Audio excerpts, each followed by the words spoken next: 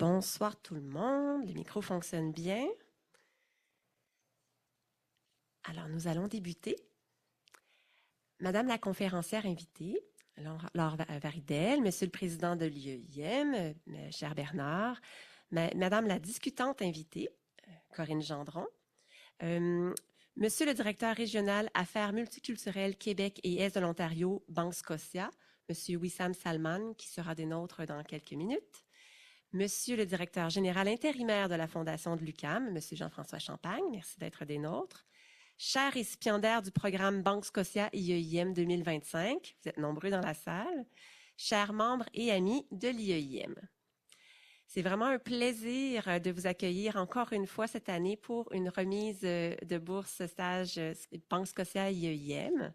C'est une tradition annuelle chaque mois d'avril et nous en remercions évidemment la Banque Scotia pour ce moment important pour notre communauté étudiante. En cette période où l'actualité internationale est extrêmement préoccupante, cette discussion donc entre Bernard de Rome, président de l'IEIM, et Laure Varidel portera sur les défis en matière d'environnement et sur l'importance de la mobilisation citoyenne. La discussion sera suivie du commentaire de Corinne Gendron, professeure au département de stratégie et responsabilité sociale et environnementale à l'ESG UQAM. En deuxième partie, nous poursuivrons avec la remise des boursages Banque Scotia IEIM et bien sûr, vous êtes toutes et tous invités à rester des nôtres pour un léger cocktail qui sera servi juste dans la salle par laquelle vous êtes entrés.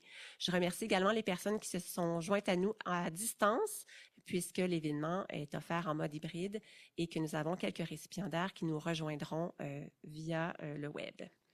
Donc, sans plus tarder, j'invite le directeur de l'Institut d'études internationales de Montréal, M. François Audet, à prononcer quelques mots en ouverture.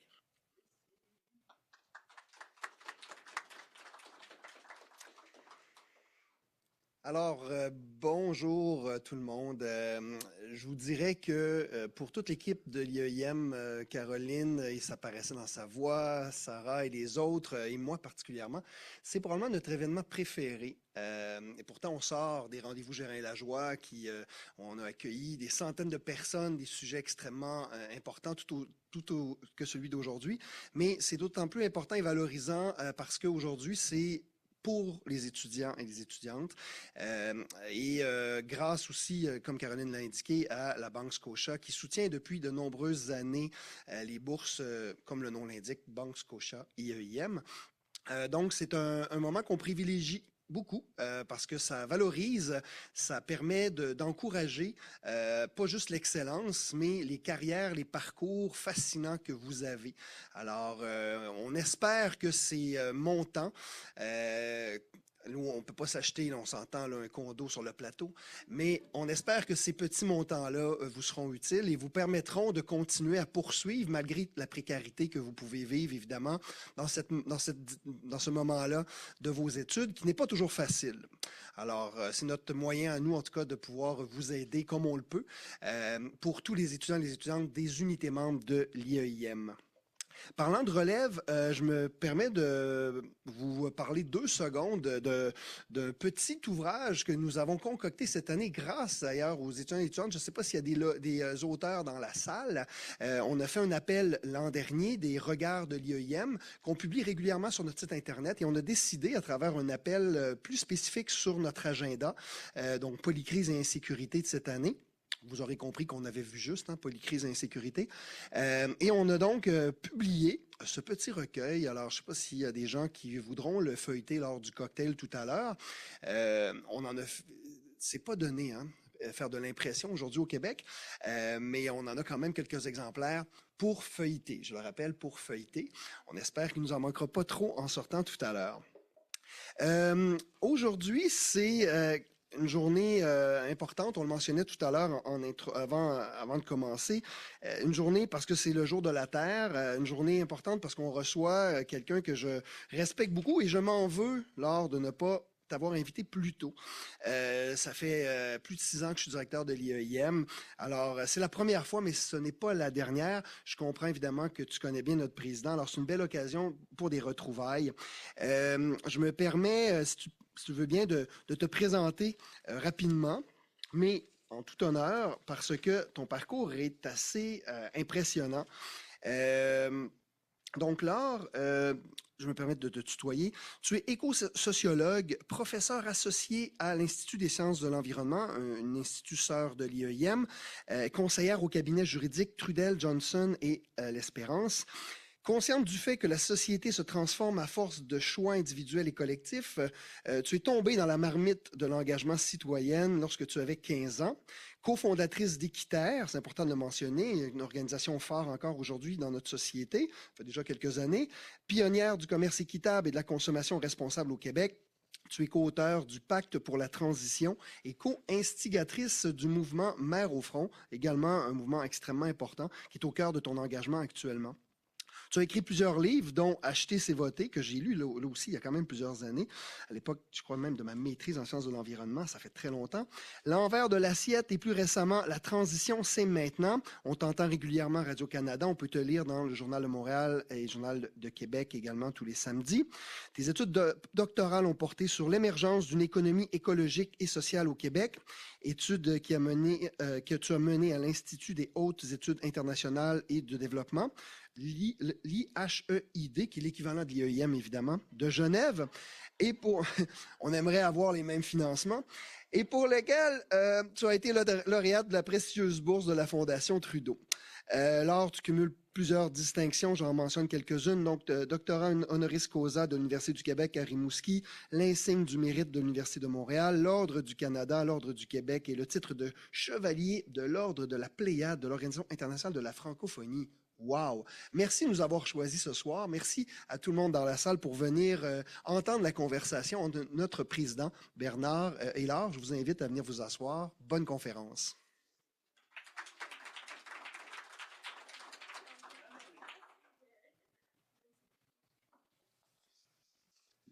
Bon, alors voilà. Bonsoir. Bonsoir tout le monde, oui. Rebonsoir.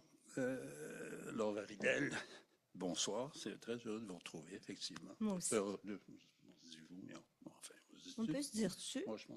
Moi, j'ai plus l'impression que je dois vous voir. OK, bon, on en revient. OK, c'est réglé. Okay. C'est réglé. Bon, alors, ma chère.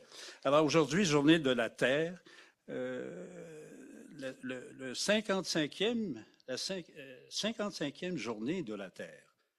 Donc, ça a été créé avant ta naissance. Eh oui. Hein? Pas si longtemps avant, par exemple, j'avoue. Quand même, un bon bout.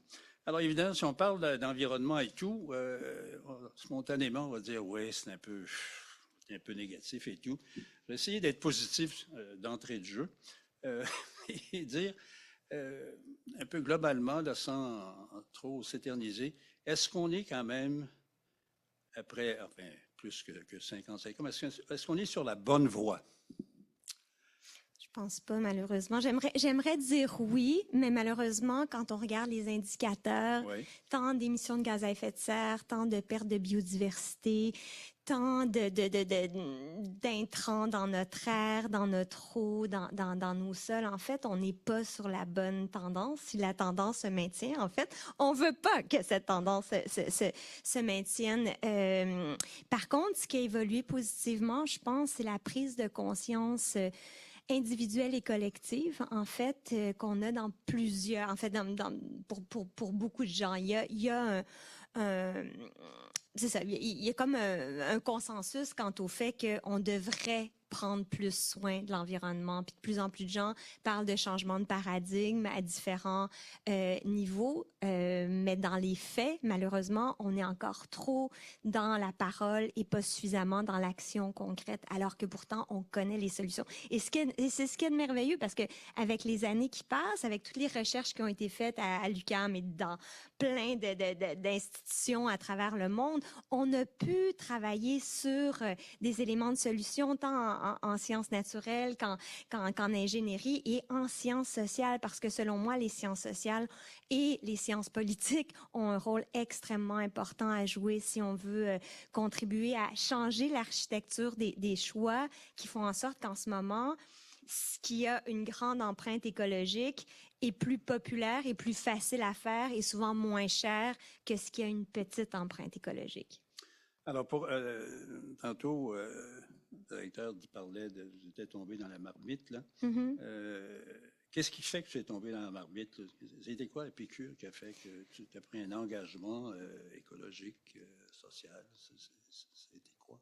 Mais je pense pas qu'il y a eu comme un moment clé où, tu sais, des fois, il y a des gens qui lisent un livre, puis ça les ouvre. Je pense que c'est un ensemble de facteurs qui ont influencé mon parcours en partant, la famille dans laquelle je suis née, mais en même temps, mes frères et sœurs sont pas impliqués comme je le suis, fait que c'est pas juste ça, mais je pense que j'ai eu la chance de grandir dans une famille où il y avait beaucoup d'amour, il y avait beaucoup de soucis des autres. Donc, ma préoccupation, elle a été sociale avant d'être écologique, mais assez rapidement, j'ai réalisé que les problèmes environnementaux étaient en fait des problèmes sociaux parce que leur impact, la destruction des écosystèmes, le premier impact était sur la vie des gens.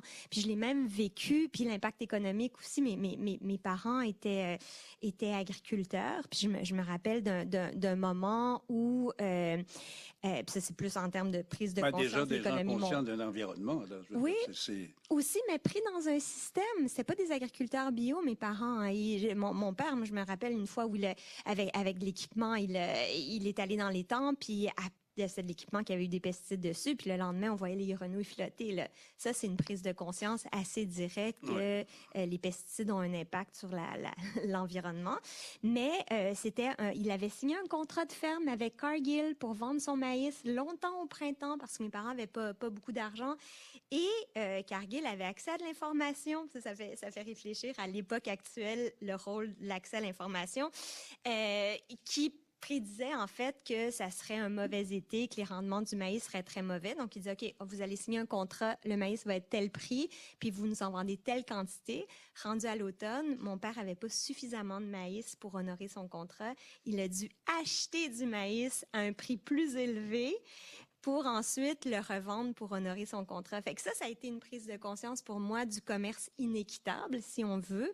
Puis ça, peut-être que ça m'a mené au commerce équitable, puis après à un ensemble d'éléments où tout est un peu lié, en fait, dans mon parcours. Le sommet de Rio, tu y as assisté? Non, pas moi directement. Ah non? C'est François Meloche qui était là, un autre cofondateur d'Équiterre, en fait. Oui. Et quand il est revenu, je l'avais croisé à ce moment-là. J'avais un emploi d'été chez Greenpeace Québec, mais j'étais très mauvaise. Il fallait faire de la levée de fonds. Là, on cognait aux portes. Ouais. Et puis, il venait d'y avoir Grande Baleine, en fait, qui avait été refusée. Puis tout était mis sur le dos de Greenpeace, qui était allé aux États-Unis pour empêcher des contrats. Fait que je me faisais accueillir avec une brique et un fanal, mais j'étais quand même à cette manifestation-là devant le consulat du Brésil à Montréal pour dénoncer un assassinat d'un environnementaliste brésilien. Là, j'ai rencontré François Meloche. Il m'a dit, écoute, demain, on est une petite gang, on se rencontre. Je reviens de Rio. On veut créer une initiative là, avec plein de jeunes à travers le monde. Ça va s'appeler ACEED, Action pour la solidarité, l'équité, l'environnement et le développement. Puis là, on va changer le monde. Ça va être merveilleux. Fait que, évidemment que j'ai embarqué là-dedans. J'avais quoi? J'avais peut-être 19 ans ou même pas. Ah, puis après, ben, il y avait Stephen Guilbeault, il y avait Sidney Ribault, il y avait plusieurs autres personnes. Puis on s'est mis à réfléchir. En fait, notre intention première, c'était pas seulement de dénoncer. On était à une époque, là, c'est ça, en 92, 93, où il y avait beaucoup les groupes environnementaux étaient connus pour dénoncer, mais souvent, il y avait pas beaucoup de groupes qui étaient dans la proposition des solutions. Puis ce qu'on voulait faire, c'était dénoncer et proposer des solutions qui étaient à la fois environnementales, sociales, économiques, donc vraiment dans le développement durable. Ouais, c'est-à-dire que dans ton cas, ça s'est fait avec un premier ouvrage, là, tu faisais allusion tantôt au commerce équitable. Bon, alors, Pause Café, c'était ton premier ouvrage. Cause Café. Hein? Oui, c'est une Cause Café. Oui, voilà. Tout à fait, oui. Alors, bon, au fond, c'est un peu toi qui a appris, entre autres aux Québécois, mais à d'autres et à plein de gens, ce qu'était le café équitable. En fait, c'est déjà... Toute la dynamique, toute la philosophie d'un café équitable. Oui, ben en fait, je connaissais le commerce équitable de l'Europe. À ce moment-là, je terminais à McGill en sociologie puis études du développement international. Puis je trouvais qu'il y avait beaucoup d'hypocrisie dans les relations internationales avec le Sud. Puis je regardais, j'avais entendu parler du commerce équitable en Suisse parce que là, tu allais dans n'importe quelle épicerie puis tu voyais, il y avait du café, du thé, des bananes, du chocolat et tout. Puis là, je me disais, OK, est-ce que c'est encore quelque chose pour donner bonne conscience aux consommateurs ou est-ce que ça change quelque chose concrètement sur le terrain pour les familles, pour les paysans et tout ça. Fait que j'ai décidé d'aller voir. Puis on venait juste de commencer à créer ici à l'époque. Je suis allée avec un ami photographe. Puis, on est allé documenter l'impact dans une coopérative de café au Mexique. Puis, c'est au retour que j'ai écrit. En fait, au début, ça devait être comme un travail de recherche que j'avais fait, qu'on s'est dit, mais là, il faut s'en servir pour sensibiliser les gens, puis faire connaître cette alternative-là, parce qu'on voyait que ça faisait une vraie différence, que justement, c'était pas juste du greenwashing ou autre. Fait que c'est de là qu'après, en fait, par un hasard de circonstances où j'ai rencontré Michel Brûlé, qui était l'éditeur des Intouchables, un déménagement. Là, on allait avec Équiterre. Il faut vraiment se remettre. On était une gang de jeunes étudiants à aller le vendre nous-mêmes dans les librairies, puis partout où on pouvait, dans les magasins, puis essayer de faire fleurir, connaître cette idée-là, parce qu'au Québec, c'était pas connu du tout.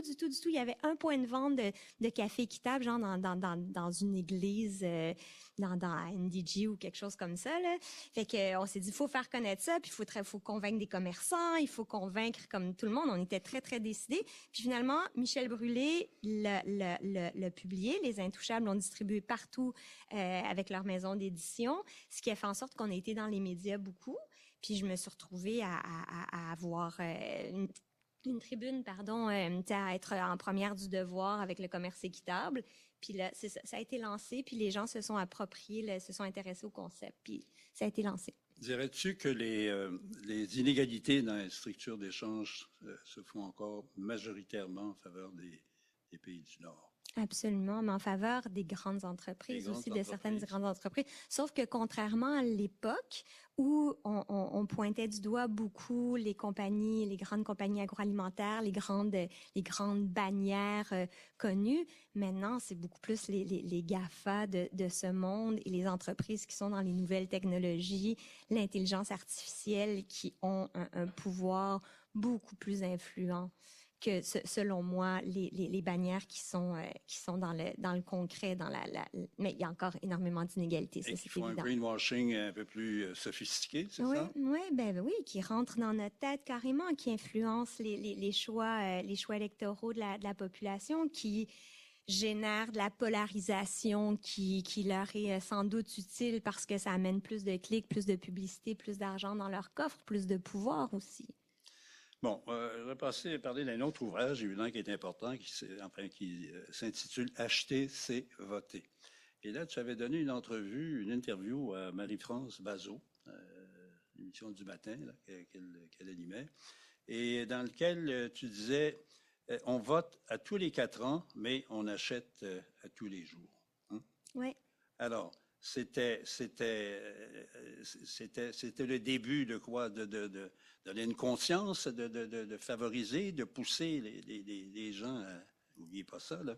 Mais c'est ce que je souhaitais, créer de l'empowerment aussi, parce que c'est encore le cas maintenant. Souvent, on regarde ce qui se passe à travers le monde, puis dans ce cas-ci, il y avait, autour du commerce équitable, c'était beaucoup les inégalités sociales, mais aussi, parce que là, on parlait d'un café qui était biologique la plupart du temps, sous couvert forestier, tout ça, donc il y avait une dimension environnementale aussi dans tout ça, mais souvent, on se sent petit, impuissant. Puis l'idée, c'était de voir que on a tous et toutes plus de pouvoir qu'on serait porté à croire. On n'est pas juste des spectateurs du monde qui nous entoure, on est des acteurs, qu'on le veuille ou non. On fait partie des solutions comme on fait partie des problèmes.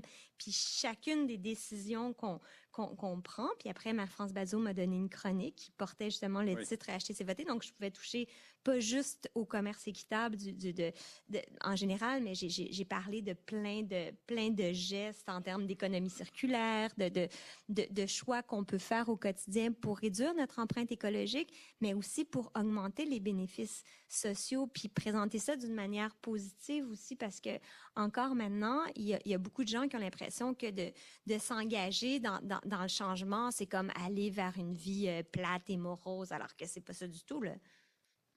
Ça m'amène à te parler d'achat local.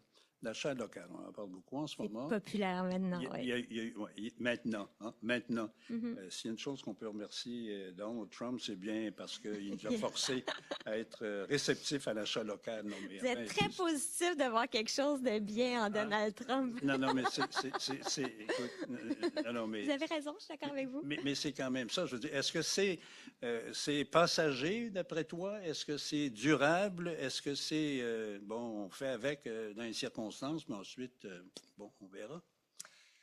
Là, vous allez peut-être me trouver un petit peu pessimiste, puis en même temps, c'est aussi de l'optimisme dans le sens où j'ai l'impression qu'on s'en va dans un monde où les chaînes d'approvisionnement vont être de plus en plus rompues, non seulement à cause du contexte politique, avec ce qui se passe avec Donald Trump, mais à cause des extrêmes climatiques, à cause d'un contexte général en termes de relations internationales où il y a de plus en plus de repli. On l'a vécu un petit peu pendant la COVID, mais ça arrive encore maintenant. Donc, je pense que d'aller vers la construction d'économies locales fortes, c'est la voie de l'avenir et une voie qu'on le veuille ou non. Je pense que si on veut répondre à nos besoins, si on veut être résilient comme société, il va falloir qu'on soit capable le plus possible de se nourrir localement, de se vêtir localement, d'avoir nos propres sources d'énergie. On en a déjà pas mal au Québec, mais on est encore dépendant beaucoup du pétrole quand même pour une grande partie. Donc, je pense que on a à réfléchir à comment est-ce qu'on répond à nos besoins. Donc, en ce moment, il y a plein de gens qui le font pas pour des raisons écologiques ou sociales tant que ça, ils le font pour des raisons politiques et en réaction.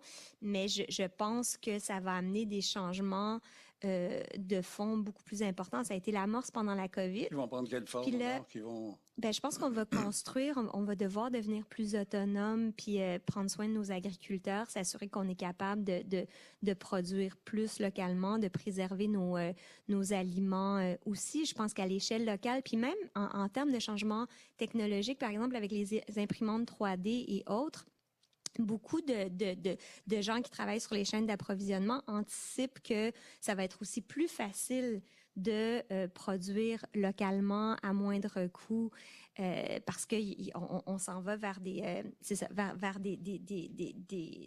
des fractures sur le plan des chaînes commerciales qu'on connaît, qu'on a l'habitude. Puis je veux dire, là, on le voit avec ce qui se passe avec Donald Trump, puis ce qui se passe entre lui et d'autres pays, pas que le Canada. Mais je souhaiterais qu'on puisse être encore dans cette grande approche de coopération, d'entraide internationale, mais ce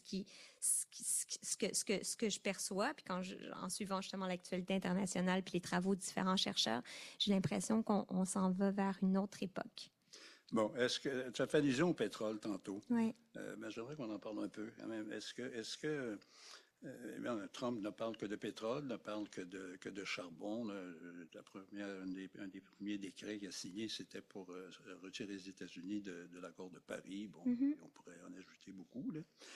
Au Canada, le premier geste d'un homme qui est susceptible, pour ne pas dire plus, de devenir le prochain chef de gouvernement, qui signe un décret pour retirer la taxe carbone. Alors, c'est pas un très bon signal. Non, moi je l'ai dans la gorge. Hein? Je l'ai dans la gorge, vraiment. Là. J'ai un pipeline dans la gorge. Oui, c'est ça. Mais il est bloqué. Oui, c'est ça.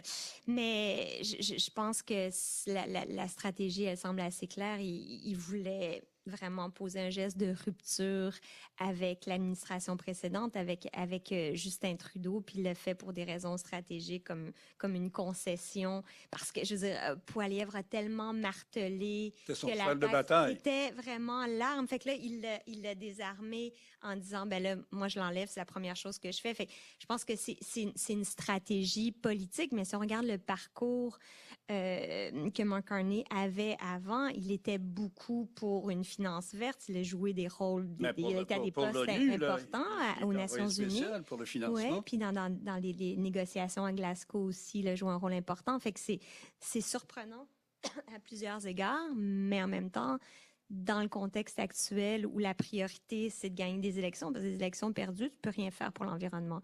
Puis malgré tout, je dirais que quand on compare les risques, il y avait un article, je pense, c'est dans la presse au Radio-Canada durant cette fin de semaine, puis il y avait les programmes avec les engagements d'environnement de l'un ou de l'autre. Puis c'est clair que avec Mark Carney, on va avancer moins vite que Oui. avec un prix sur le carbone, puis tous les mécanismes qui étaient en place. Mais en même temps, si Poilievre est élu, les émissions vont augmenter de manière extrêmement importante. Il revient avec les sacs de plastique, il revient avec, avec- des pailles là, un peu rigides, avec Ouais, mais des trucs comme ça. Mais Poilievre suit le même discours que Trump à plein d'égards. Là. Puis Carney, ben il veut pas se faire. Fait que c'est intéressant parce que les libéraux, la première fois où Justin Trudeau a été élu, ils ont doublé le NPD par la gauche, puis là ils doublent les libéraux, les conservateurs par la droite. Fait que c'est de la stratégie politique pour le pire et le meilleur, j'imagine. En fait, je sais pas, je suis inquiète. Je suis inquiète à tous les niveaux. Je trouve qu'on n'est pas cohérent avec les connaissances dont on dispose. On va pas sur la bonne voie. Est-ce que tu parles quelquefois avec un de tes collègues fondateurs d'Équiterre qui s'appelle Stephen Guilbeault? Ouais, puis je suis souvent pas d'accord avec lui, puis je me gêne Oh, pas pour pardon? lui dire.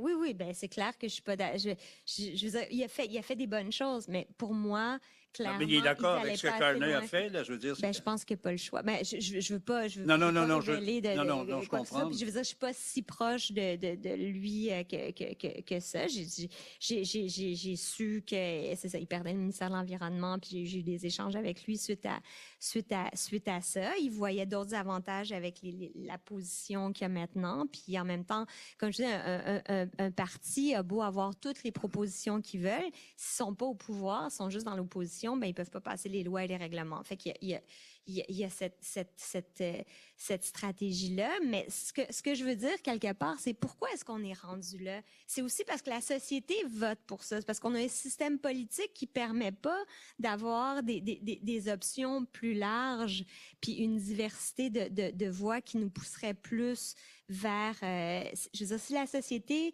canadienne voulait vraiment une vraie transition écologique, puis croyait vraiment à l'importance d'agir contre la crise climatique pour protéger la biodiversité, tout ça, ben on n'en serait pas là. On discuterait d'environnement en ce moment. Presque, ben, je veux dire, nous on en discute en ce moment, mais je veux dire, c'est pas un sujet des élections très important, contrairement à il y a 4 ans. Ben, c'est plus une priorité. En fait, c'est très loin dans les priorités, ça, on Ouais. le sait. Mais plus que ça, moi, je me rends compte qu'au Québec, par exemple, là, ce qui était pas le cas, on était contre, bon, par exemple, GNL Québec. Et puis là, je veux dire, ça revient. Il y a une majorité, là, presque de 60% des gens qui seraient d'accord avec ça. Puis le gouvernement, comme pas les yeux à ça nécessairement. Là, on va étudier. Ça, quand on va étudier, là, ça veut dire ça en dit long, il me semble.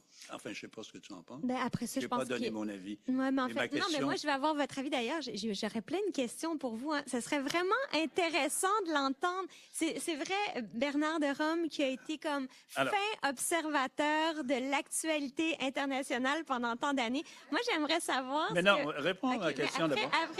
après, vous allez répondre À la fin. mienne. OK. Donc, GNL Ça Québec. te Ben, resterait 10 évidemment- secondes à la fin. Non, plus que 10 secondes, parce qu'on a le goût de vous entendre. Donc, ben évidemment que je trouve pas que c'est une bonne idée. Je trouve que, mais dans le contexte actuel, il y a pas nécessairement les investisseurs qui sont là. C'est des projets de longue haleine quand c'est un projet. Ouais. En même temps, les décideurs semblent dire, ah, ben on va transformer la réglementation. Déjà, on le fait beaucoup. Hein? La CAQ semble passer par-dessus le BAP alors que normalement, on doit avoir un BAP pour plein de projets. On regarde ce qui s'est passé avec Stablex, on regarde ce qui s'est passé avec Nordvolt et tout. On est dans une Corinne pourra nous mouvance. parler du BAP tantôt. Ben oui, ben on serait contente de l'entendre, mais on a des institutions qui sont d'ailleurs exemplaires sur la scène internationale. Hein, le BAP, quand on va à l'étranger, des chercheurs qui travaillent en environnement, puis je trouve que c'est un outil extraordinaire. Puis nous, on est en train de lui enlever son importance. Nos élus sont en train de le faire. Mais c'est nous qui les avons portés au pouvoir. Il faut aussi se questionner sur les choix politiques qui ont été faits, puis c'est ça, où on est rendu comme société. Quels sont nos choix de société, nos priorités? Est-ce que tu prends l'avion parfois? parfois, j'essaie de le faire le moins possible. Pourtant, j'adore voyager. Si j'écoutais que mon cœur, je voyagerais, je prendrais l'avion plusieurs fois par année. Là, je me restreins à tous les 2 ou 3 ans à prendre l'avion. Alors, comment on aborde la question du tourisme, là? Tu sais, il y a un ouvrage aussi qui est apparu là-dessus. Comment on aborde le tourisme, la façon dont il est défini, il est produit, il est présenté aujourd'hui? Je pense qu'on a à réfléchir sur évidemment l'impact, mais le tourisme comme d'autres choix qu'on fait, mais nos vacances souvent on sous-estime l'empreinte écologique, même si on pense à l'avion, mais il y a aussi après les autres choix qu'on fait sur place, mais l'avion en termes d'émissions de gaz à effet de serre, c'est le très très gros morceau. Moi je pense qu'il faut voir est-ce qu'on peut prendre moins souvent l'avion, rester plus longtemps quand on part pour profiter davantage des lieux sur place. Est-ce qu'on peut une fois sur place prendre le train plutôt que de reprendre l'avion. On le voit en Europe, c'est très facile de prendre l'avion d'une ville à l'autre alors qu'il y a des trains grande vitesse. Puis c'est des choix qu'on a à faire à différents niveaux. Mais je pense qu'on doit réfléchir au tourisme comme on doit réfléchir un troisième lien, ça aiderait beaucoup. Oui, ben troisième lien avec le transport en commun. C'est ça que ça nous prendrait. Mais là aussi, on a une réflexion à avoir. Je veux dire, c'est ridicule les choix qu'on fait où on met notre argent. Puis je parlais de ça avec ma sœur il y a pas si longtemps que ça. Quand mes parents ont immigré de la Suisse, j'avais 2 ans. Donc, je vous disais, sur une ferme à Mont-Saint-Grégoire. Mes sœurs, beaucoup plus âgées que moi, allaient au cégep du Vieux-Montréal, là, tout près d'ici. Et elles prenaient le train. Et il fallait aller à Saint-Jean pour prendre le train oui. pour venir à Montréal. Mais après, elle débarquait au coin du rang. Elle pouvait appuyer, là, la ligne allait jusqu'à Sherbrooke. Puis, elle descendait à 200 mètres de la ferme. Là. Ça, c'était en 1976. C'est fou, hein? Puis je veux dire, là, on est plus riche qu'on était à cette époque-là, puis on a moins de transports collectifs qui nous permettent des alternatives à la voiture. Puis les gens, plusieurs familles sont pris à avoir 2 ou 3 voitures s'ils habitent dans des régions où il n'y a pas de transport collectif. Mais ça coûte une fortune, les voitures, pas juste en essence, mais en coût si on calculait, même là, dans ce cas-ci, juste le coût économique, en plus du fait qu'une voiture, c'est stationné plus de 95% du temps, et ça déplace en général, en moyenne, selon Catherine Morancy, 1,2 personnes. C'est tellement inefficace comme choix de déplacement, surtout là où il y a une densité de population qui le permet. Donc, la conscience environnementale, est-ce qu'on peut dire qu'elle est en dormance? Puis il faudrait la réveiller. Il faudrait l'éveiller ou la réveiller. Je ne sais pas. Est-ce qu'on en est là?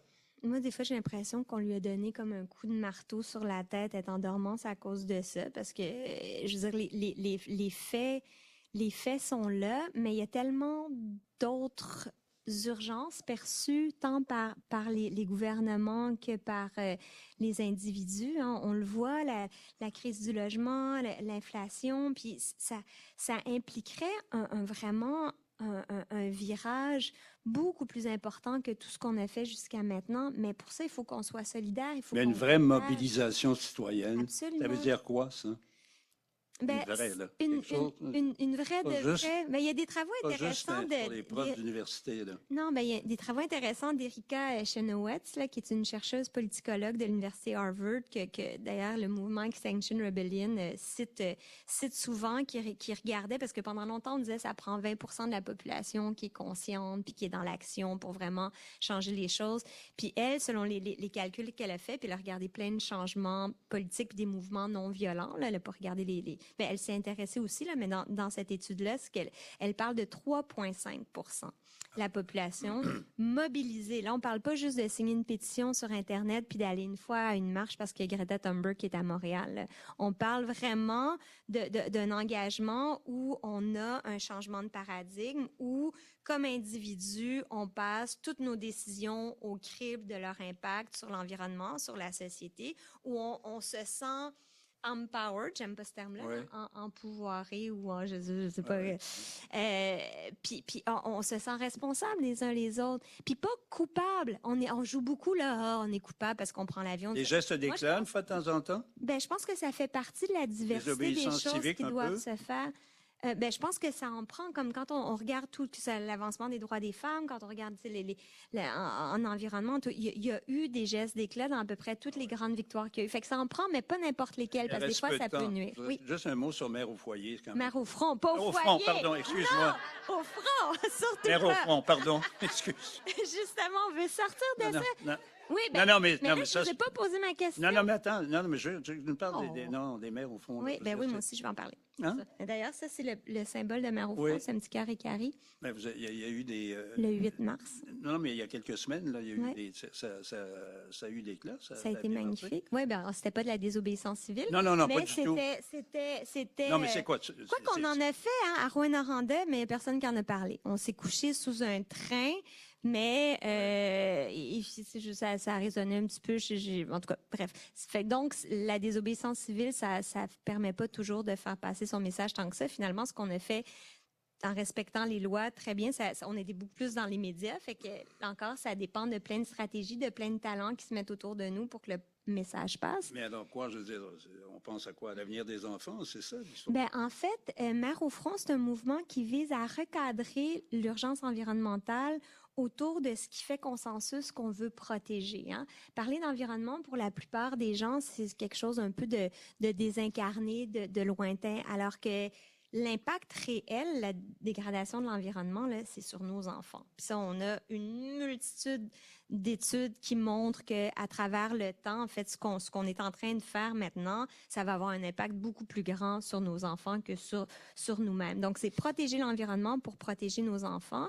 Et c'est que ça permet de briser ce qui nous sépare en général. Donc, tout le monde, tu sais, qu'on soit de gauche, qu'on soit de droite, qu'on soit très scolarisé, peu scolarisé, qu'on vienne de la ville, de la campagne, peu importe la religion, la culture, l'âge, on s'entend tous qu'il faut protéger nos enfants.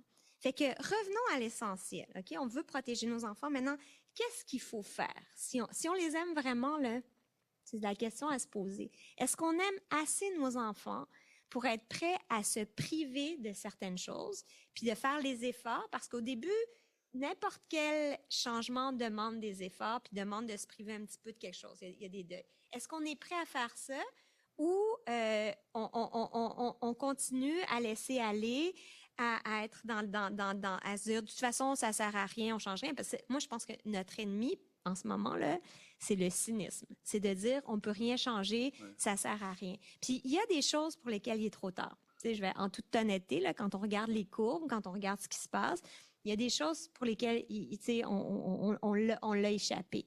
Mais il y en a d'autres pour lesquelles on peut agir. Puis là, on a la responsabilité, si on aime nos enfants, de créer des communautés beaucoup plus résilientes, beaucoup plus solidaires et capable de vivre avec une beaucoup plus petite empreinte écologique. Puis ça veut pas dire mal vivre puis être malheureux. Est-ce qu'il y a moyen on l'a échappé, est-ce qu'il y a moyen de réchapper? Ben moi, je pense qu'on peut éviter que ça... Tu sais, tu peux l'échapper un peu ou tu peux l'échapper beaucoup. Oui. Tu sais, là, on est en train de l'échapper beaucoup. On regarde aux États-Unis, là, avec ce qui vient de se passer. Je veux dire, là, il y a des avancées qui avaient été faites, puis on recule même au Canada, là, avec le prix sur le carbone. C'est une des mesures économiques sur lesquelles il y a un consensus que ça a un impact positif, ça a une efficacité. Fait que, est-ce que là, je peux poser ma question? Bon, ben écoute, j'allais te remercier. Mais moi, je veux savoir, parce que vous avez été tellement un observateur de tout ce qui se passait au niveau international pendant des décennies à Radio-Canada. Puis là, ce qu'on vit, de mon point de vue, semble complètement inédit. Mais j'aimerais tellement avoir votre regard sur notre époque, pas juste sur notre époque, sur ce qui vient de se passer depuis janvier, là. Au niveau international, l'influence, comment vous le voyez? Oui, c'est ça. Mais disons que ça s'est concrétisé. Ben non, mais les crises, on est dans un monde, je veux dire, qu'on ne reconnaît pas. Je comprends qu'il y a beaucoup d'anxiété. Je comprends que et ça sonne faux. Le problème, c'est que tout ça sonne faux. C'est ça qui est terrible. Je veux dire, que ce soit le Proche-Orient, que ce soit le Soudan, que ce soit l'Ukraine, c'est pas normal que ce soit Trump qui négocie au nom de Zelensky. Et malheureusement, je crains que ça ne finisse comme ça. C'est pas normal que Biden parti, malgré tout. Bon, on peut peut-être lui reprocher bien des choses, mais à certains égards, il n'a pas été un mauvais président. que Trump, évidemment, tienne la main de Netanyahou. Enfin, il y en a d'autres comme ça. Je veux dire, on est dans un monde qui est que je ne me suis jamais imaginé. Est-ce que ce qui arrive avec notre voisin américain, est-ce que on fait on tente de faire des parallèles avec la montée du nazisme. Est-ce que ça va jusque-là? J'espère que non. J'espère que non. Je ne sais pas, moi, si l'élastique va tenir ou pas. Dans le cas de Trump, on dit, oui, dans 2 ans, ou bon, le Congrès va changer, mais il y aura eu trop de mal qui aura été fait à ce moment-là. Déjà qu'il y en a pas mal depuis les 100 premiers jours. Je crains beaucoup. Je crains pour la suite des choses. Je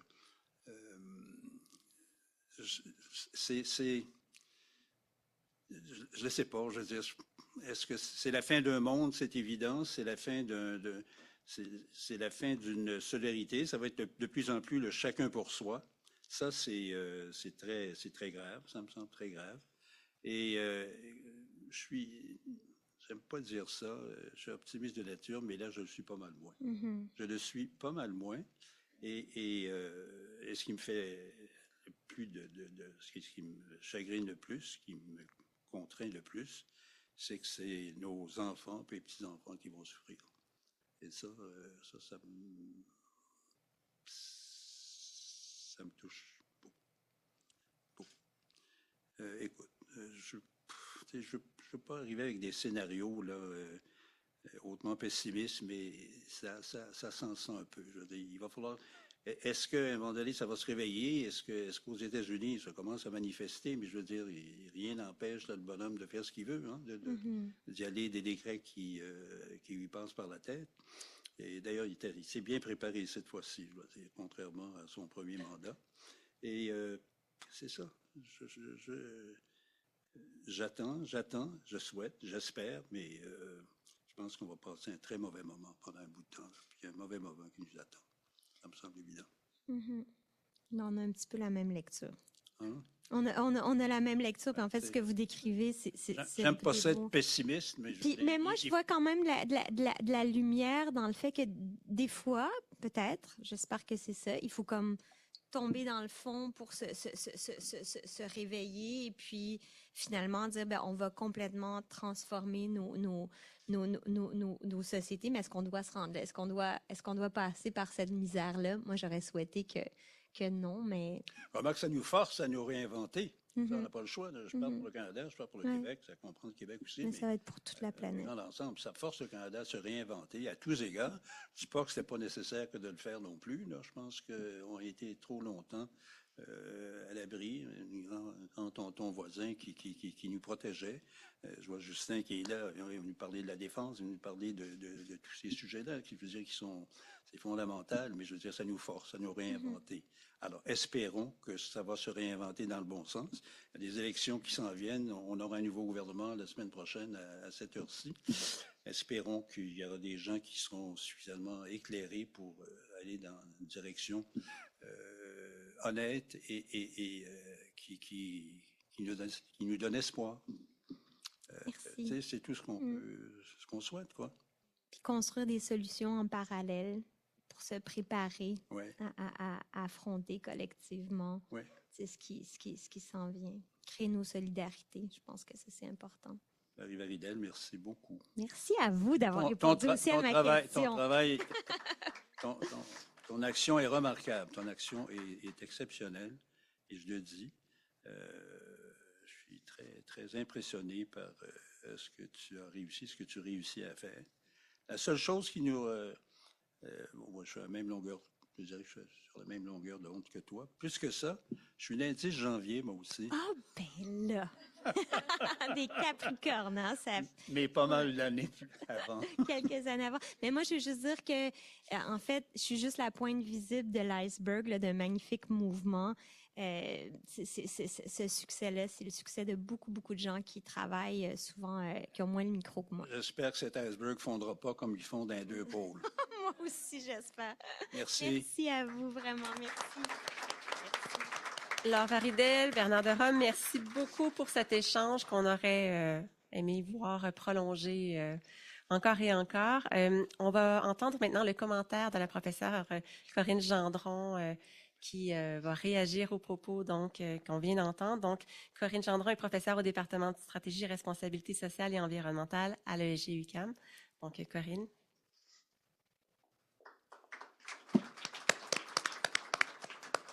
Oui, merci beaucoup. C'est un grand honneur pour moi de prendre la parole après cet échange. Bon, les gens ne le savent pas nécessairement, mais on se connaît, Laure et moi, depuis très longtemps.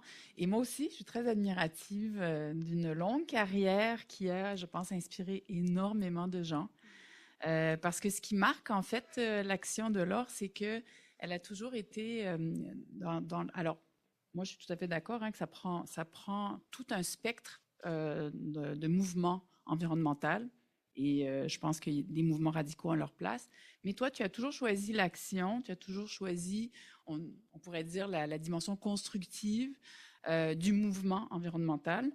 Et j'étais très intéressée de t'entendre dire qu'en fait, toi, tu avais vu ça d'abord sous l'angle du social. Et à mon avis, ça fait une différence parce que il y a des mouvements qui, ça va être l'environnement envers et contre tous, tandis que toi, tu as toujours eu une perspective qui a imbriqué le social et l'environnement.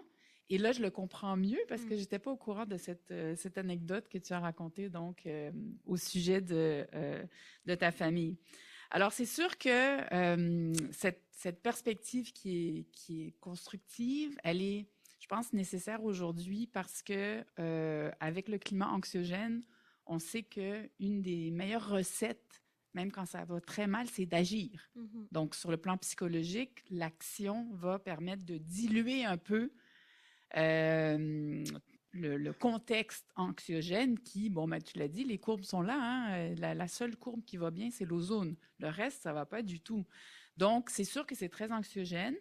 Et au-delà de l'action que tu as pour l'environnement, tu permets aux gens de s'approprier ou de savoir quoi faire pour agir.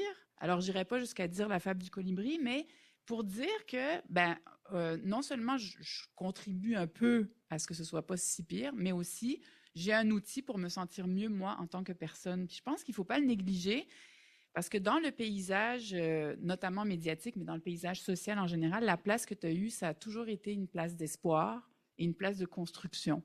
Et tu l'as bien reflété encore ce soir. Alors, c'est sûr que ça t'empêche pas d'être lucide et il faut l'être dans les circonstances actuelles. Malheureusement, c'est très difficile d'être optimiste et je pense que ce serait un optimisme béat si on n'était pas en train de constater qu'effectivement, on prend du recul en ce moment. Et c'est très inquiétant parce qu'on devrait accélérer et on est en train de reculer. Donc, on peut vraiment se poser la question de comment nos enfants vont s'en sortir. En tout cas, moi, je me pose la question et j'en parle ouvertement avec mes enfants qui sont maintenant des jeunes adultes pour leur dire, un, vous n'êtes pas responsable parce que le poids est déjà très, très lourd. Et deux, on ne peut pas vous demander de tout régler parce que c'est un problème qui vous dépasse, comme nous, d'ailleurs, il nous a dépassés. Alors, ce que je trouve assez pertinent là-dedans, c'est d'avoir un regard sur le pourquoi, et ça a été abordé dans votre entretien, le pourquoi est-ce qu'en ce moment, par exemple, on va voter pour Trump, on a failli avoir Poilievre quand même, du TT du changement de chef. Et je pense que là, il y a des questions très importantes à se poser. Qui ont trait au grand récit. Puis je reviens encore sur ce dont tu as parlé, c'est-à-dire que cette espèce d'écologie qu'on peut dire une écologie punitive, ça ne fonctionne pas. Et c'est une écologie qui a malheureusement une incidence négative sur l'engagement. Parce qu'à un moment donné, comme tu l'as mentionné, les gens, ils essayent de se loger, ils essayent d'avoir une vie. Il y a un statut social qui vient avec la consommation aussi. Non pas qu'on choisit, mais on est comme ça. Et donc là, c'est de se dire, OK, quelle est l'écologie qu'on offre? Quelle est l'écologie qu'on propose? Et en ce moment, on propose, par exemple, 4 voyages en avion dans une vie. C'est dans le contexte actuel, c'est tout un sacrifice de faire ça, même si certainement ça a du sens sur le plan des gaz à effet de serre. Mais c'est sûr que si on regarde, par exemple, le message en Inde, le président, une des raisons pour lesquelles il a été élu, c'est qu'il a dit, regardez, vous êtes 5% d'Indiens à prendre l'avion maintenant, d'ici 5 ans, je m'engage à ce que vous soyez 80%. Les gens ne se disent pas, oh, c'est une mauvaise nouvelle, ceci. Les gens sont enthousiastes en Inde à se dire, mais moi aussi, je vais pouvoir prendre l'avion. Et c'est difficile de les blâmer si on se met à leur place. Donc, c'est le problème de cette écologie-là, qui est une écologie qui ne montre que la dimension, je dirais, restrictive et punitive. Et le grand défi que nous avons aujourd'hui, c'est d'être en mesure de développer un grand récit qui serait positif. Alors, toi, tu as vraiment la figure pour porter ça, parce que tu as vraiment comme un rayonnement constructif par rapport à l'enjeu écologique. Néanmoins, il va falloir qu'on puisse avoir des propositions politiques pour incarner ce type d'écologie. C'est une écologie, un projet écologique qui sera porté potentiellement par pas tant de monde que ça, sauf que ces gens-là, ce 3,5%, ça ne peut pas être n'importe qui. Il faut que ce soit des gens qui soient à la barre et pas des Trump, justement. Alors, comment est-ce qu'on va avoir une élite qui va être éclairée, qui sera ce 3,5% pour faire changer les choses? La question se pose. Et malheureusement, aujourd'hui, on n'a pas encore trouvé la recette parce que les sondages récents, que ce soit en France ou au Canada, montrent que, alors plusieurs choses, des dissonances cognitives, c'est-à-dire qu'on a, par exemple, de plus en plus d'événements extrêmes, mais les gens associent de moins en moins les événements extrêmes avec leur comportement. Donc, je prends l'avion, il y a un feu de forêt, c'est pas vraiment lié. Donc, on voit, là, il y a une dissonance cognitive qui s'accentue. Pourquoi? Parce que les gens veulent prendre l'avion et en même temps, ils ne veulent pas se regarder dans la glace en se disant je contribue au problème. Donc, ça, c'est la première chose. La deuxième chose, c'est qu'il y a 10 ans, quand on posait la question aux gens, on leur demandait est-ce que vous seriez prêts à faire des sacrifices? On n'utilisait peut-être pas le mot sacrifice, mais en tout cas, de changer vos comportements pour l'environnement. Les gens disaient oui, bien sûr. Cette statistique-là a beaucoup baissé. Pourquoi? Parce que là, les gens savent qu'est-ce que ça veut dire. Ça veut dire chauffer juste à 17, ça veut dire pas voyager, ça veut dire, toutes sortes de choses. Donc, il y a un recul dans les sondages qui est inquiétant, mais qui, je pense, si on va au-delà du constat des résultats, qui nous force à nous interroger sur la manière dont on présente la question environnementale. Et ça me permet de rebondir en terminant sur une autre des choses que tu as mentionnées, c'est l'importance des sciences humaines et sociales dans la gestion des questions environnementales, parce que cette question-là d'avoir un grand récit positif à travers lequel on peut engager les gens, c'est pas seulement en comprenant la dynamique biochimique des milieux écologiques qu'on va être capable de la régler, c'est en comprenant comment les gens se comportent. Pourquoi est-ce que les gens font un choix X ou un choix Y? Et là, malheureusement, quand je regarde la fronde à laquelle on fait face avec Trump, et où même les sciences dures ne s'en sortiront pas indemnes, je me dis, ces sciences qui critiquent, ces sciences qui interrogent, elles sont vraiment vouées à de sombres jours. Et c'est pour ça qu'on va espérer que Trump n'ait pas un troisième mandat. On va se le souhaiter. Donc, sur ce, je veux te remercier, moi aussi, pour ta superbe carrière, ton parcours, l'inspiration que tu as été pour tant et tant de gens et que tu continues à être. Donc, merci pour tout. Merci à toi, Corinne.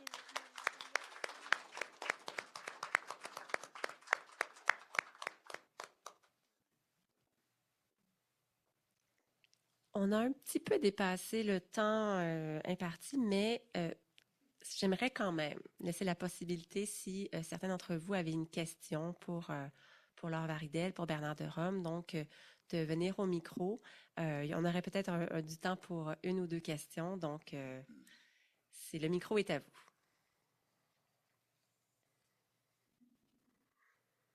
Pas trop déprimé, non? Tout va bien? L'objectif n'était pas de sortir d'ici plus déprimé, mais en effet, Mais juste revenir Oui. à ce moment-là sur ce que Corinne disait, l'espoir est dans l'action. Moi, je pense qu'on doit toujours se rappeler ça, même si effectivement ça va mal, de se mettre en action et de se mettre en action ensemble aussi. Ça fait tellement de bien, puis c'est là qu'on est capable de vraiment mettre en œuvre les solutions. Fait que merci. Merci, Laure, pour cette parole d'espoir. Alors, je vois personne qui se présente au micro. Alors, on a une dernière main d'applaudissements pour Laure Varidel et Bernard Derome.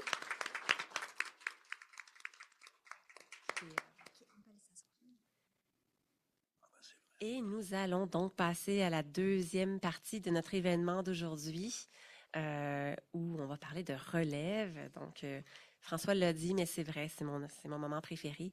J'ai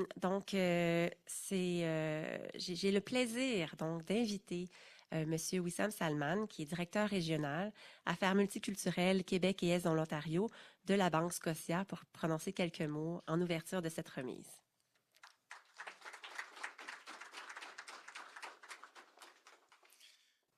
Bonjour. Ça fait quand même plusieurs années que je fais la même chose. À chaque année, je reviens, je vois des visages différents, puis on dirait que c'est toujours un voyage dans le temps, à revenir à prononcer les mêmes discours, mais avec des sujets d'actualité complètement différents d'année en année. Donc, sur ça, c'était vraiment un plaisir d'être parmi vous aujourd'hui pour célébrer les réalisations d'étudiants et étudiantes qui se sont distingués par leur projet de recherche. Je tiens aussi également à remercier, même si je suis arrivé un peu en retard, pour la fin de la discussion enrichissante sur l'importance de la mobilisation citoyenne, particulièrement dans, bien évidemment, le contexte actuel socio-économique qui est incertain, très incertain dans ces temps-ci. Donc, c'est aussi avec un grand plaisir, je vais ajuster le micro, que je remets aussi les bourses Stage Banque Scotia IAIM, un soutien précieux pour ceux et celles qui se distinguent par leur travail et leur engagement académique. C'est un projet qui a été initié il y a plus de 20 ans avec l'IAIM. Cette collaboration contribue à promouvoir l'excellence académique, non seulement au sein de l'IAIM, mais aussi au Québec, au Canada et à l'échelle internationale. Depuis 2016, c'est plus de 89 étudiants et étudiantes qui ont vu leur travail récompensé grâce à ces bourses. Cet investissement dans l'éducation a permis à de nombreux étudiants de poursuivre leur recherche, d'approfondir leur recherche et renforcer leur parcours académique et d'enrichir leur expérience professionnelle. Je suis très heureux de souligner que depuis 2016, ce sont un total de 226 500 $ qui ont été attribués sous forme de bourse, un véritable investissement dans l'avenir de notre jeunesse.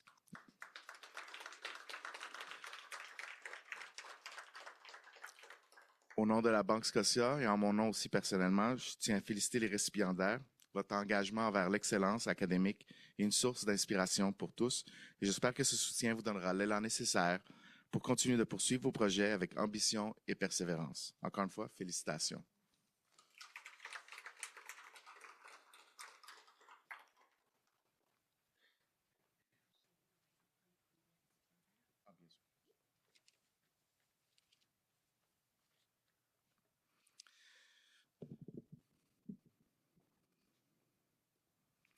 Super. Donc, je vais présenter le premier récipiendaire, Raphaël Carrière, étudiante au baccalauréat en sciences politiques, se mérite une bourse stage de 2 000 $.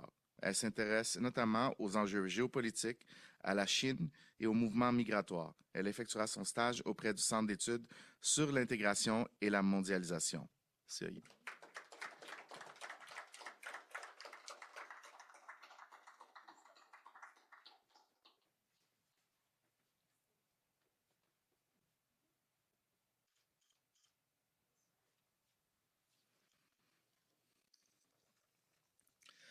La deuxième récipiendaire, Juliane Guérette, étudiante en baccalauréat en relations internationales et droit international, se mérite une bourse stage de 2 000 $. Elle s'intéresse notamment aux approches critiques et au multilatéralisme. Elle effectuera son stage auprès de l'Observatoire sur l'agenda 2030 des Nations Unies du CEIM. Excusez-moi avec les prononciations, c'est pas mon champ d'expertise, comme vous pouvez voir.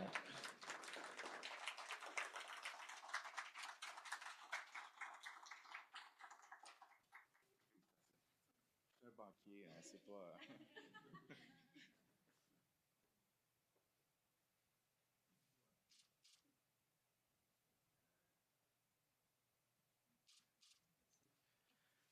Plaisir. La troisième, Océane Leroux-Moret, étudiante au baccalauréat multidisciplinaire, se mérite une bourse stage de 2 000 $. Elle s'intéresse notamment à la solidarité internationale et à l'impact de l'intelligence artificielle sur les mouvements migratoires. Elle effectuera son stage auprès de l'IAM.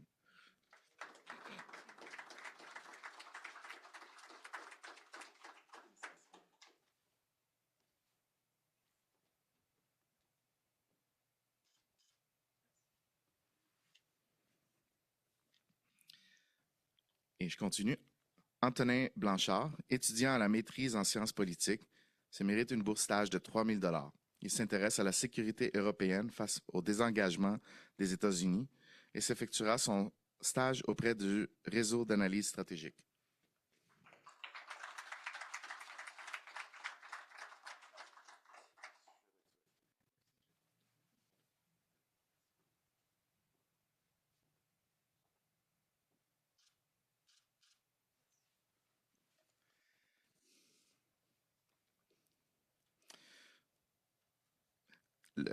La prochaine personne, Milia Luz Colombat, j'espère que je l'ai bien prononcé, étudiante à la maîtrise en droit, se mérite une bourse stage de 3 000 $. Elle s'intéresse à la question des droits humains et à la justice transitionnelle et effectuera son stage auprès de la Clinique internationale de défense des droits humains de l'UQAM.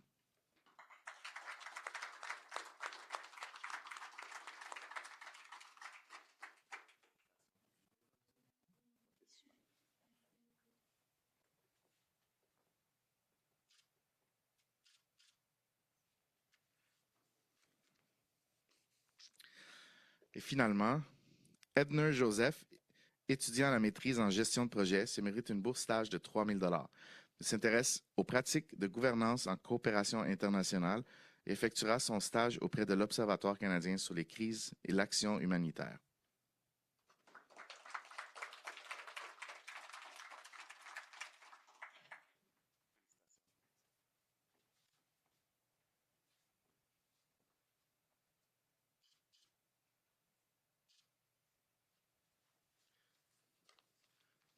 Bravo. On va prendre la photo bientôt. Alors, je vais continuer maintenant, si vous me permettez, avec le privilège de vous présenter les lauréats et lauréates du niveau doctorat. Premièrement, Charles Duprez, candidat au doctorat en administration, qui se mérite une bourse excellente de 4 000 $. Son projet de thèse s'intitule « Mobiliser la solidarité à l'âge des limites, quand le lien social devient vecteur de transition écologique ». Dieu est intéressé par la conversation aujourd'hui. Il collabore avec le groupe de recherche, le groupe des chercheurs en responsabilité sociale et développement durable. Il est à distance, je crois. Hein? Voilà, Charles. Félicitations.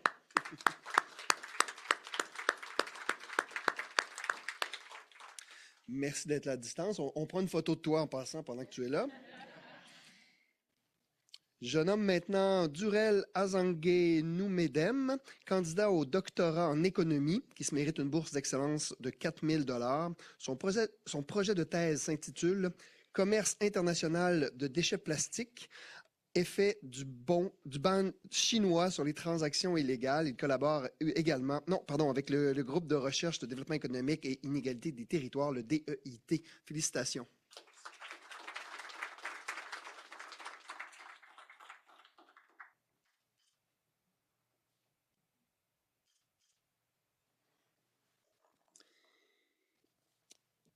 Maintenant, je nomme Vincent Bélanger, candidat au doctorat en sciences politiques, qui se mérite lui également une bourse d'excellence de 4 000 $. Son projet de thèse s'intitule « Radicalisation d'extrême droite chez les anciens combattants des forces armées canadiennes, analyse comparée de genre du rôle de la masculinité militarisée ». Il collabore avec la chaire de recherche du Canada sur la gouvernance sécuritaire des corps, la mobilité et les frontières. Je crois qu'il est absent. On le salue, on le félicite. Félicitations, Vincent. Vous excuserez ma voix, il y a eu un match hier soir. Je nomme maintenant Marlène Moreno-Rabenal, candidate au doctorat en administration. Elle se mérite une bourse d'excellence de 4 000 $. Son projet de thèse s'intitule « Un espace sacré pour les pratiques régénératives en hôtellerie, perspectives d'hôteliers occidentaux et autochtones ». Elle collabore avec le groupe de chercheurs en responsabilité sociale et développement durable. Félicitations.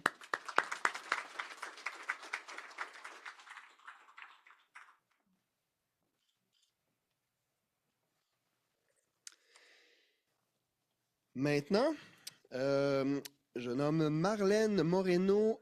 Ah, pardon, c'est déjà fait. Ça, c'est pas à cause de la game d'hier soir. Le dernier, alors voilà, on arrive à la fin.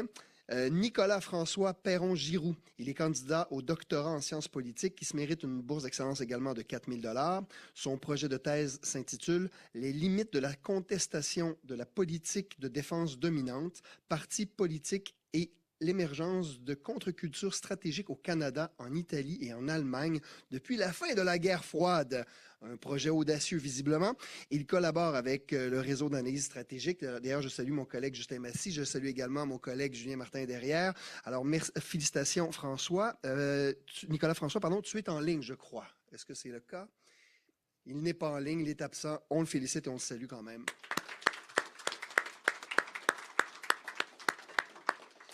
Alors, je, évidemment, félicite toutes et tous pour votre, également en salle virtuelle, pour vos bourses. Je demanderai maintenant à notre collègue... oui, on va prendre on va faire non, ouais, on va faire non, on va faire tout de suite, excuse-moi, l'allocution de Jean-François Champagne, directeur général intérimaire de la Fondation de l'UQAM, et par la suite on prendra la photo d'usage. On vous demande d'être un peu patient pour la photo. Merci beaucoup Jean-François d'avoir accepté. Je remercie beaucoup la Fondation qui nous aide constamment à l'organisation de ces événements et aussi à faire des ententes avec des partenaires aussi importants que la Banque Scotia. Alors Jean-François, je te laisse le mot de clôture.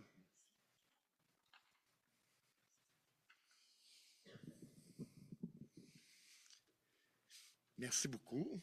Félicitations à tous et toutes. Je suis je m'excuse, voyons, je vais repartir. Je suis ravi d'être parmi vous et d'avoir le privilège de participer à cette rencontre. Je me demandais comment j'allais réussir à ramasser tout ce que nous avons entendu. Madame Ouridel, Monsieur Derome, vous nous avez donné beaucoup à réfléchir. Comme directeur général de la Fondation depuis quelques mois, je me trouve très privilégié parce que, dans le fond, en termes d'implication citoyenne, j'ai le privilège de pouvoir être un observateur de la vraie démocratie, c'est-à-dire des individus, des gens qui décident de soutenir quelque chose par choix, par conviction, sans qu'ils y soient forcés. Et ils le font de façon délibérée pour soutenir des causes qui leur sont propres. Je parle d'individus, mais on a aussi des organisations comme la Banque Scotia. Mais mon passé en gestion des ressources humaines vous dirait, en arrière de ces organisations-là, nous avons des humains qui prennent ces mêmes décisions-là, des gens qui sont donc inspirés par des choses sur lesquelles on veut soutenir, en l'occurrence vous toutes, vous tous. Chaque année, la Fondation remet plus de 2 millions en bourse. Donc, cette année, on est un peu plus de 850 bourses. Nous en avons un joli exemplaire ce soir. Donc, les bourses et stages de la Banque Scotia, on est très reconnaissant, évidemment, du soutien que nous recevons. Je vous raconte, en fait, je me demandais comment je réfléchissais à tout ça, puis je vous dirais, moi, je suis assez vieux pour avoir connu, quand j'étais jeune, en fait, vous connaissez tous la bande dessinée Lucky Luke. Moi, je l'ai connu pendant qu'il fumait. Hein? Donc, quand on ouvrait la bande dessinée, Lucky Luke fumait. Aujourd'hui, c'est plus le cas, en fait, depuis plusieurs années. Puis, vous allez comprendre le lien. En fait, fumer, à l'âge que j'ai, quand j'étais jeune, c'était quelque chose qui était cool. Hein? Un cow-boy sur le bord d'un canyon, coucher de soleil, puis la nature. Alors, c'est un peu la lecture qu'on avait à cet âge-là. En fait, moi, je me rappelle très bien. J'ai déjà été un bon fumeur, mais puis je ne dis pas que c'est moi, c'est quelque chose que j'ai observé. Mais quand on est dans une voiture, le cendrier n'était pas une option. Hein, ça venait automatique, puis ils ne sont pas toujours grands. Puis quand on fume dans la voiture, des fois, si le cendrier est trop plein, là, ça commence à brûler, puis ça sent pas bon. Alors, à mon âge, dans ma génération, ce qu'on faisait, on arrivait à un feu rouge, on ouvrait la porte, toc, toc, toc, toc. On vidait le cendrier dans la rue, puis on le remettait, puis c'était réglé. On n'était pas brillant. Mais on ne savait pas. Et puis, je vous dirais, si je recule, il y a peut-être une quinzaine d'années, mes 2 enfants sont des jeunes adultes aujourd'hui, mais je me rappelle très bien d'avoir été chercher mes 2 garçons au service de garde à la fin de la journée à l'école. Puis un de mes fils me tire par le bras, puis c'était pour ramasser un papier qui était dans la cour d'école. Et puis là, je voulais me rendre à la voiture. Puis qu'est-ce que tu fais? Pourquoi? Puis il me répond, mais papa, il faut sauver la planète. Puis il a ramassé le papier. Et puis c'est là que je me dis, on n'était peut-être pas brillant, mais ça s'améliore.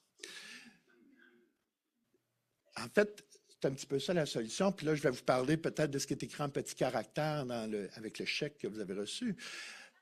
C'est la mission qu'on vous transmet. On veut que ça soit mieux que ce que nous avons fait. On compte sur vous. En fait, l'éducation, les travaux que vous allez faire, vous allez contribuer à la société, à rendre la société meilleure. Et j'ose croire que le niveau d'urgence sur lequel nous sommes sensibilisés va nous forcer à passer à l'action, puis réussir à faire mieux. J'en suis convaincu. J'ai sorti un peu de mon texte. Tout ça pour dire que je suis emballé d'être témoin de votre potentiel, encore plus emballé de voir qu'on peut vous donner un coup de pouce pour vous aider à pouvoir le réaliser et, dans le fond, contribuer à créer un monde meilleur par votre action dans le futur. Et puis, peut-être qu'on pourra, je l'espère, vous pourrez dire, quand vous serez rendu à mon âge vénérable, pouvoir dire... aujourd'hui, on n'était peut-être pas brillant, puis il y a des choses qu'on va faire naturellement dans quelques années, quelques décennies. Alors, merci beaucoup de votre parcours. Poursuivez-le avec passion et détermination. Nous vous observerons. Et puis, merci pour le partage, ce moment de partage autour de notre amour de la connaissance et de la relève. Merci à la Banque Scotia. Merci à tous.